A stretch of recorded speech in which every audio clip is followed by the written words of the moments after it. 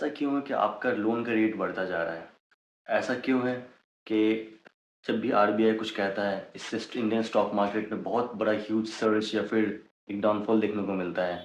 ऐसा क्यों है कि इंडियन इकोनॉमी पे आरबीआई का इतना कंट्रोल है? आज की वीडियो में हम लोग डिस्कस करने वाले हैं how RBI controls Indian economy. What is the role of RBI? RBI क्या है और कैसे वर्क करता है?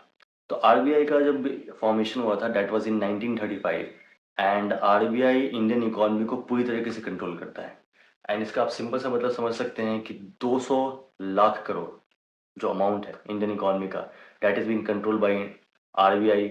और हम लोग आज इसके बारे में बात करेंगे कि क्या क्या चीज़ें हैं आरबीआई के अंडर में जिसकी वजह से इंडियन इकोनॉमी और इंडियन मॉनेटरी फंड्स पे बहुत बड़ा इम्पैक्ट पड़ता है। तो इंडिया की जो मॉनेटरी इश्यूज है, जो मॉनेटरी पॉलिसीज हैं कि कितना परसेंट इंटरेस्ट किस चीज़ पर लगेगा, ये आरबीआई डिसाइड करता है बैंकिंग सेक्टर में। इसके अलावा जो करेंसी का इश्यूज है, जो भी करेंसी जो प्रिंट होता है, बाकी सारे पेपर्स प्रिंट होते हैं, वो सारी चीज़ें आरबीआई हैंडल करता है इंडियन इंडियन करेंसी प्रिंटिंग और बाकी सारी चीज़ों का।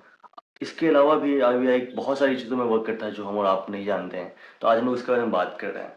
तो जो इन्फ्लेशन है और लिक्विडिटी है, जो महंगाई दर है और बाकी सारी चीज़ें हैं, वो आरबीआई के अंडर में ही आता है, आरबीआई कंट्रोल करता है। और इसके अलावा जो एसबीआई को रेगुलेशंस होता है, रूल रेगुलेशंस होता है, रेगुलेट करने का काम भी आरबीआई का ही है।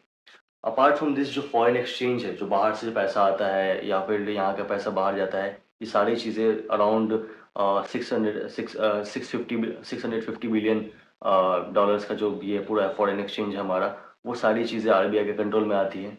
2025 का डाटा कहता है। अपार्ट फ्रॉम दिस इसके अलावा भी बहुत बड़ा जो ये है आरबीआई का रोल है, वो है टू मेंटेन फाइनेंशियल स्टेबिलिटी। जो फाइनेंशियल स्टेबिलिटी है देश की, उसको मेंटेन करने का काम आरबीआई का है। अगर वो ना करे तो इंडियन इकोनॉमी धाराशाही हो जाएगी, इंडियन इकोनॉमी गिर जाएगी। अपार्ट फ्रॉम दिस जो इश्यूज होंगे बिजनेसेस में, इन्फ्लेशन में और बाकी सारी चीज़ों में, तो आप समझिए कि अगर आरबीआई नहीं है तो देश की इकोनॉमी नहीं है, आरबीआई नहीं है तो देश का फंड्स का कुछ नहीं कह सकते। आपके देश के बिजनेस का क्या हालत होगा कुछ कोई नहीं जानता है, इवन आरबीआई डोंट नो।